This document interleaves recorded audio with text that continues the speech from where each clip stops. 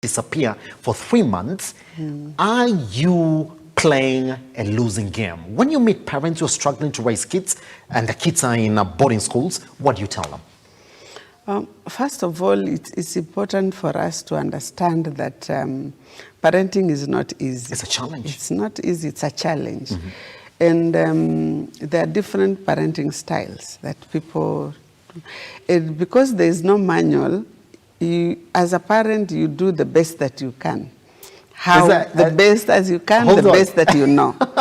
Is that it? You Yes. do the best you can. And the best, the way you know. And the way best, you know. The way you know best. And the way you feel best. Starts there, ends there. Yes, because then you know that there are no set rules as to how you will parent your children. Are there no set rules? Set rules for everybody that is cross-cutting, that this is what you're supposed to do as a parent and all that.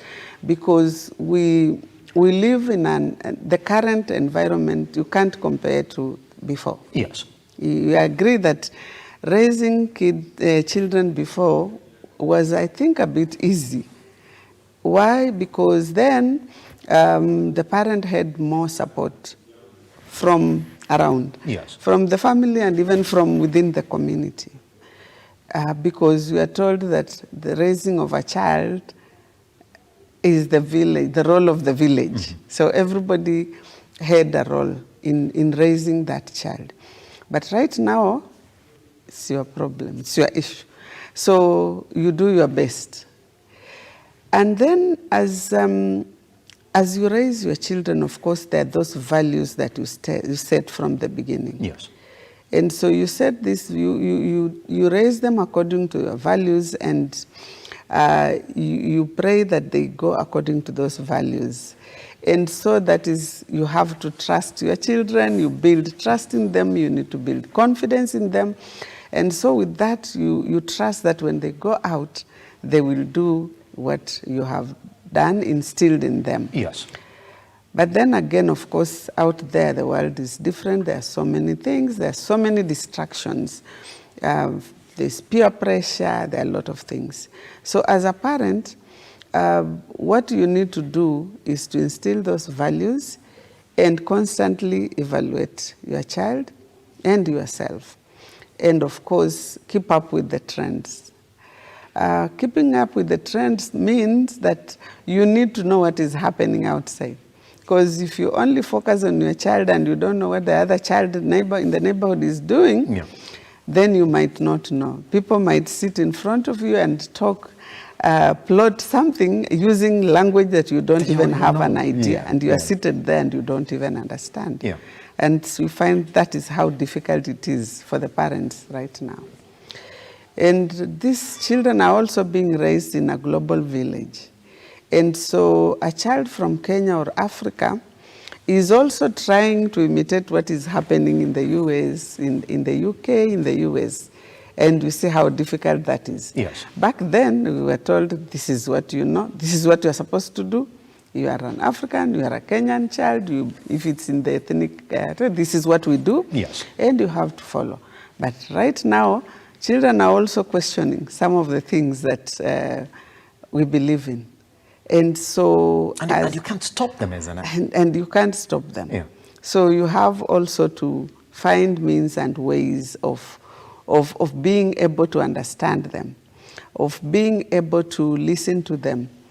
But above all, you need to give that guidance. Because remember, you are the person who has direction. Yes. And so as the steward, you need to be in charge. You need to be the guide, the one giving guidance, giving them, because you know that if they go their way, and if it's not the right way, it will still come back to you. Yes. When things get hot, they'll come back to you as a parent. That is now the thing. The other question that we went into when it came to this is that raising teenagers is quite a task as well. That's when even themselves do not understand what their emotional status is. And that's the I would say the critical part of raising this kid. As a parent, how do you then get along with this, I would say, a ping-pong state of emotions from these kids who you don't understand when they're happy. They might like something today, tomorrow they don't like it as well. And in relation to punishment as well. Because if you're going to raise young kids, then you got to also think about punishment. Is there a right punishment that is not going to interfere with the mental health for these kids? How do you get a balance? Yeah, getting the balance is the major issue. Teenagers, of course. Teenage is a state where even the teenager themselves do not understand. Yeah, there's so much going on inside them. And what they need most at this time is, first of all, understanding and a lot of patience from the parents or the caregivers. Patience. You will need a lot of patience. Because without patience, you also can become emotionally unstable. And you see, that's why it's very important for the parent to be psychologically, mentally balanced. Because if you are not, then it's going to make your condition worse. So you need to take care of yourself to be able to take care of your teenager. So as a parent, you need to be understanding. Once you understand, and you'll understand only when you listen. So you need to be able to listen, to understand, try and make sense of what they're doing or what they're talking about.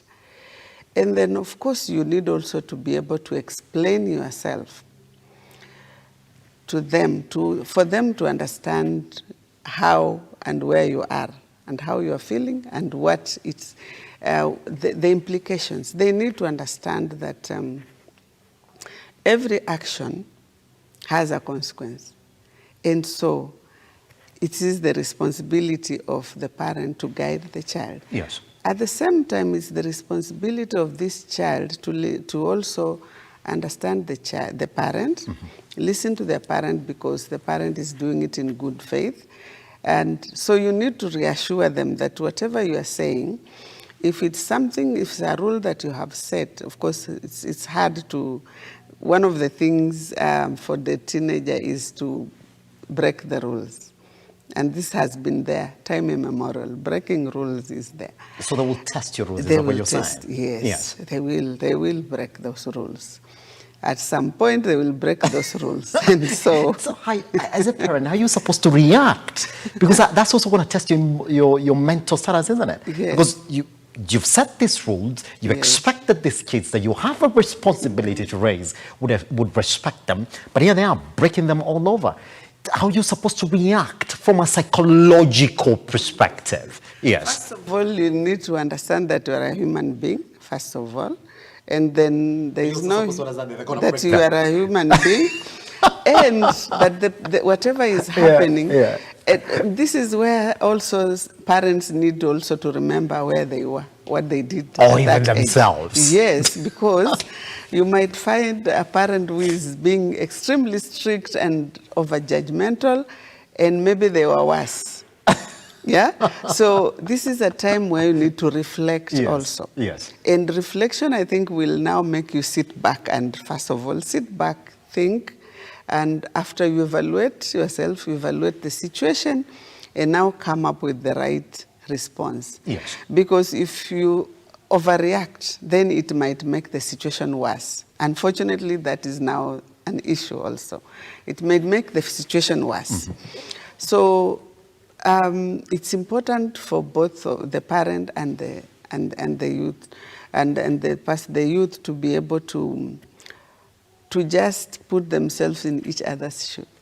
For example, the child, they need the parent to talk to them in a manner that is clear for them to understand that what they are doing might cause issues that will affect them. And if that happens, then it's not good. They need to know that the parent is not doing it just out of malice. That's one thing they need to know. And at this age, they need a lot of reassurance. And for example, if it's bad company they are keeping, you don't just wake up and say, from today, I don't want to see you with so-and-so. You might want to sit with them down and ask them about that friendship. What do they do? It's not easy, but you might want to sit down with them first of all and talk to them in a manner and then find out what are those benefits they are getting, what are the... You might find that even in that relationship, this child or your teenager is not benefiting much. They're being misused, but they don't understand. It could be issues to do with self-esteem. So they feel that that's where they belong because they're being listened to and being given the importance that they deserve. And maybe at home you are judging this child or this teenager every time you are telling them they're wrong and every time you're telling them they're not important, they're useless and all that. And so they've found something that is, to them, that they feel they are being, the place they are being valued. Yes. And so you need to show them that you value them, that you also respect them, and that you are more concerned about their well-being. It's their welfare that you are concerned with. Yes. And you are not judging them. Yes. We went into this question as well. You put your kids on a constant supervision, and you're doing it within the rules. Your kids are talking to you. They view you as a friend, and you're enjoying that atmosphere. Then they go for 3 months. They come back. For a concerned parent, what sort of report would you be looking for from these teachers who've been with these kids for three months from your presence, and when they come back, just to assess where they are mentally? What are these things that you'll be looking for as a parent once they come back from school? Okay, after staying with your children at home and then they go, of course, when we are talking about them going and coming back, here we have two situations. There are those children who go to school every day and come back home. There are children who go for quite a period and come back, those in boarding school. So if it's a child that is going to school, of course, daily and coming back, it will also depend on your schedule. There are parents who are so busy, by the time children come home, the parent has already left. Maybe they have their work schedule. There are parents who travel throughout. And so that's why we are saying that it's a challenging period. It's a challenge. These are challenging times to bring up children. And so after you have been with them and then now they go, those that keep coming daily, you want to find out from them how school has been. That's a conversation that you need to have with them. Yes, because this is now, after 2 months at home, and now you are in school.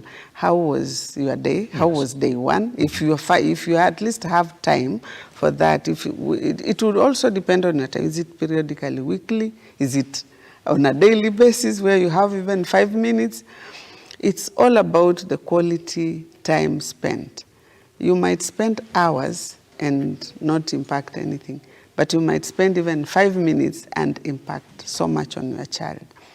And so if you want to know how school was, then that is important because you want to know, you have the best interest at heart, and you want to find out how they were, how the whole situation has been. Remember, you are not only asking about the school performance or the classwork. Oh, that's the difference, isn't it? Because most of the time we are only interested, leo umesoma nini? What did you get in this, yes, in this what subject, isn't did you it? do? Yeah. How much, what did you get in this subject? But you are interested in the overall situation. Because most of the times we are focusing on the academics. And so the child will give you the academics. But do you even ask about the other situations? And that's where you find even children have been abused, even sexually. And you don't even know? Yes, because it's not something easy. They will just come and start popping it up. Because you've never bothered to even know how the experience was today in school, isn't it? Yeah. You might have bothered, but you didn't have that time to... because for such a thing, it doesn't just have to pop up immediately. It needs that you have an environment, even where you are talking to that child. Yes. For example, you have, let's say, boys and girls. There is a conversation that you can talk to them together. Then there is that conversation that you can have with each gender separately. It's also important. Because then you might find that the girl is telling you, this is what happened and this is what happened. The boy might also want to tell you in their own errand, they don't want the other child to listen to. Yeah. So it's important also to have in consideration such issues as being sensitive to the child's needs. And so as you want to find out what happened, and then if they tell you what happened, and if there's something, maybe let me say they tell you it was challenging, I didn't like this and this, then they just need your reassurance, your support. If it's something that needs solving, then you might want to solve it with the school or the teacher. And also it's important for parents to have good relations in school with the teacher, to have time. Yeah, you don't just drop your child at the gate every day and go. And just go. From primary until they finish high school, you drop them and you don't even know the teacher. You might find that if you have a close relationship with at least one or two, especially the class teacher, there is more that you can learn from them. Which is quite an important aspect in understanding how your kid is away from you, isn't it? Yeah. And when it comes to punishing, you talked about how do we punish and is it important to consider these things. It's very important, of course. Right now in Kenya, corporal punishment, of course, is no longer, because it doesn't work in most cases. So when it comes to punishment and reward, you have the punishment and reward scheme. Simple things. And this have to start from the beginning. So it just can't be about punishment. There has to be a balance that you achieve with a reward. Yes. Supposing today, I never knew that. Supposing today, your child comes home, they didn't do well, and you reprimand them. Why didn't you do this and all that? And that's it. You don't even tell them why you're concerned. And also it's important for parents to remember that when a child does something wrong, it is the behavior that you need to address and not the child themselves, the person. For example, you say, you are such a bad boy, you are such a bad girl. They did something, that was very wrong. No, it is the behavior that you need to address. You need to address what they did. Yes. Not them in general. For example, I'm not happy with this and this. I see that distinction now. Yes. Yeah. I feel what you did and this is not right. But not, you are always doing this, you are such a bad boy. You are so this child feels like they're being, you are attacking the child, the person, and not the behavior. And so then they will understand that this behavior is not good and not me. Because you might find that the words are very powerful.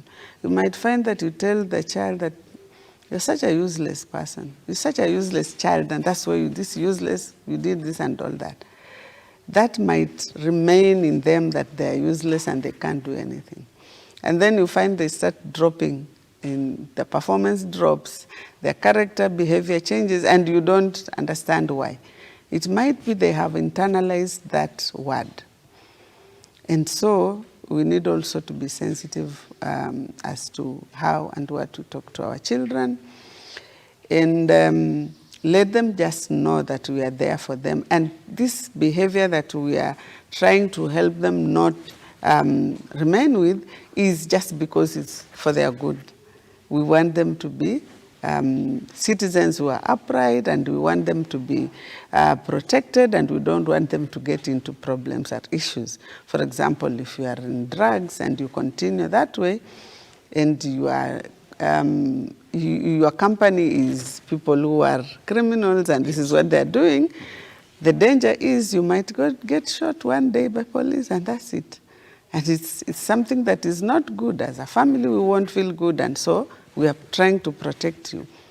So they need to understand why. Yes. Why you do not like what they are doing. Pretty much. Yes. Right. Now, this is maybe the last question that I want you to address here. And this one came from one of the guys who also saw this particular poster. And they said this. Is it true that should my kid be involved in a certain behavior, maybe drug use, maybe other activities that are not essentially good, that I should look within what I'm doing as a parent as opposed to what is going on outside there? Should I start fixing the problem from within the family before I ask what goes on outside there? That question is, we are part of the whole. As individuals, yes, we are part of the whole. Yes. We are part of the family, we are part of the community around us, we are part even of the nation, yeah? Yes. And so everything that happens, we also need to self-evaluate. Although this is not always the case, but some of the issues might have stemmed from within, some from outside. And also having dealt with people who use drugs, or young and old, some of the reasons why they indulged or they started using drugs was because of their family issues. Okay. Let's say a family where there is domestic violence. Mm-hmm. So you find children, they're telling you, I don't even sleep. We don't sleep at night. My parents are fighting all the night. And so we are all up. And so to help them numb those feelings, they would go and take something. A friend will advise them, just do this. You take some of this and that will go. You forget it. Mm-hmm. And so after having put up so much, they will start doing that to forget their issues. And then it becomes, they get hooked to it. Another thing would be even the way they're being brought up. Maybe in this family there is dysfunction. Maybe the way they're being brought up, the parent, let's say the caregiver parent is too harsh. There is also the issue of a parent, especially when we have parents, like maybe if the parent is alone. Let's say you don't have good relation with your partner or spouse, or you're separated, and then you load your issues on your child. And so this child feels responsible. And there are times they ask themselves, maybe if I wasn't born, my parents would not be suffering. My mother, especially for single mothers, my mother would not be going through this if I was not here. So maybe I better just go. If I die, they will be better off without me, because then they will stop this fighting. And then they ask them, when shall this end? Because there's always this constant wrangles, and this one doesn't want to pay school fees, this one doesn't want to do this, there are those issues. And so you find that as parents do this, they don't even consider that they are contributing to their child's welfare, or they're affecting the children. So that is where most mental health issues begin with the children. Yes. And you find this child has gone to depression to a certain level, and the parents do not know. Because of course, each one is trying, they are struggling, and they're taking care of them. And even as parents, we have this way of telling our children, Mimi, I'm always struggling to make sure, you can't even see what I'm doing. I'm always struggling to ensure you eat, to ensure you do this and all that. And so you keep reminding them that you are struggling because of them. You keep reminding them. And this is not, and I'm saying this because this is part of what some of these youth, when you are having sessions with them, this is part of what they tell you.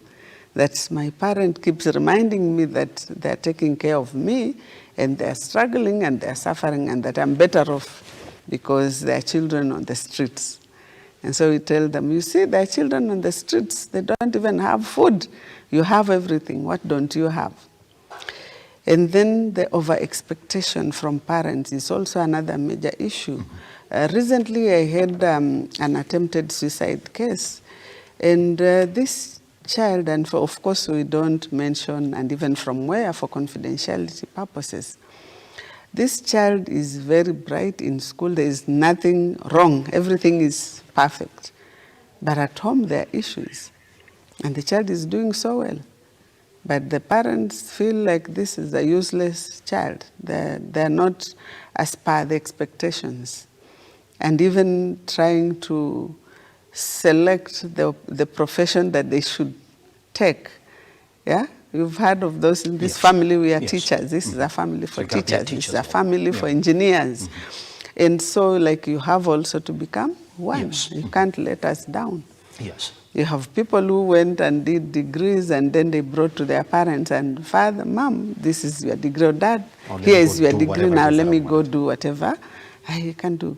And these are some of the issues that lead our children to try to commit suicide, to indulge in drugs and all that. Pretty much. Guess what? I mean, we've just scratched the tip of the surface, and I keep on telling you, it's a very, very deep issue. So I'll be calling you back again so that we can get to touch other aspects of our mental health as well. Now, hopefully you were listening. We've answered all your questions as well. And you hear what she says? Yes, we are a part of the entire system. Even before you start looking outside and saying, my kids are like this because of ABCD, or I'm like this because of ABCD. First start with yourself, then look outside as well. I was them-Marium right there, psychologist, handling why parents now need to be aware of their mental health and the mental health of their kids, even as they transition from home to school as well. Right, take that conversation line and look up TV across all your social media platforms. Make the questions come in as well.